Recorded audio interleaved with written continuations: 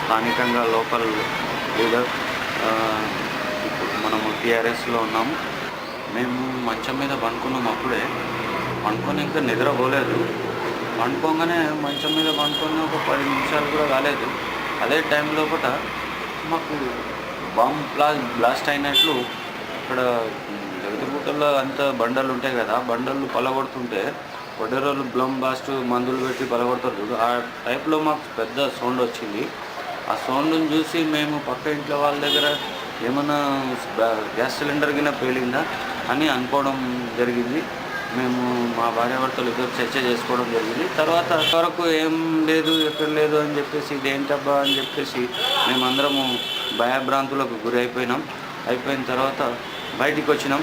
బయటికి వచ్చి చూసే వరకు అక్కడక్కడ జనాలు ఒకరు బయటికి రావడం జరిగింది. అప్పటికు 2 సెకండ్లు ఇది ఒక భూకంపం అని చెప్పేసి నిర్ధారణకు వచ్చేసినాం.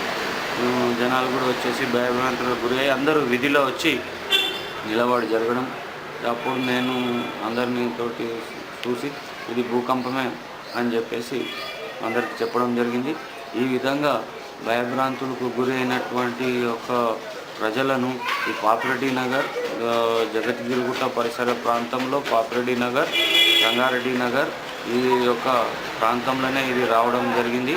కాబట్టి ఈ యొక్క ప్రజల యొక్క భయభ్రాంతులకు గురి అయినటువంటి ప్రజల్ని ప్రభుత్వం ద్వారా మళ్ళీ టీవీలో, పేపర్లో ప్రకటనలు ఇచ్చి ఇది ఏంటి, ఎందుకు వచ్చిందనే సమస్య గురించి తెలుసుకొని ప్రజల యొక్క భయభ్రాంతులు గురి అయినటువంటి ప్రజలందరినీ వాళ్ళకు జాగ్రత్త చేసి ఏదో హెచ్చరిక ప్రకారంగా చెప్పి తెలియజేయాలని చెప్పేసి ఆ ప్రభుత్వాన్ని నేను కోరుతున్నాను.